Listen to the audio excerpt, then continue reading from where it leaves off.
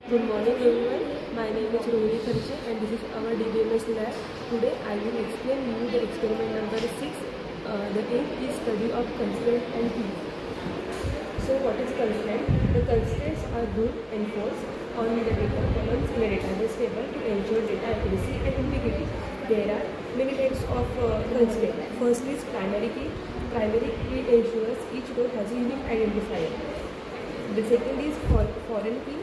Ensures that the value in a column corresponds to value in another table. Unique constraint. This are always unique, and null constraint. A column cannot have a null value. So let's move on our. So this is our program. यामध्ये आपण आधी आपला database create केला supplier नावाने. त्याच्यामध्ये नंतर आपण त्याचा यूज केला इथं आपल्या डेटाबेसचा. त्याच्यामध्ये आपण सप्लायर नावाचा टेबल क्रिएट केला. त्याच्यामध्ये एक सबकोड नावाची रो इन्सर्ट केली, एक कॉलम इन्सर्ट केला, एक सब नेम नावाचा कॉलम इन्सर्ट केला. नंतर आपली जो प्रोडक्ट आहे त्याची प्राईस म्हणून एक कॉलम इन्सर्ट केला. त्याच्यानंतर जो आपला कोड राहणार आहे, सप्लायरचा कोड असणार आहे, तो नेहमी युनिक असणार आहे. जे सप्लायर नेम आहे ते आपण नल नाही ठेवू शकत, त्याच्यामध्ये आपल्याला काही ना काहीतरी टाकावं लागेल.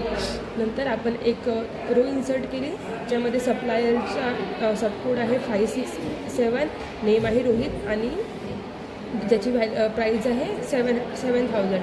याच्यामध्ये आपण प्राईस 5,000च्या कमी नाही ठेवू शकत, आपल्याला 5,000पेक्षा जास्तच प्राईज घ्यायची आहे. नंतर ही वाली रो इथं इन्सर्ट झाली. नंतर दुसरी आपण घेतली, त्याची व्हॅल्यू दिली 567, नेम आहे प्रतीक आणि व्हॅल्यू आपल्या प्रोडक्टची प्राईस आहे 8789. याच्यामध्ये एरर आला की कारण डुप्लिकेट एंट्री होती आपली 567. आपण जो कोड होता, आपला जो सबकोड होता सप्लायरचा कोड, तो युनिक असतो आणि तो आपण इथे रिपीट केला म्हणून याच्यामध्ये एरर आलं.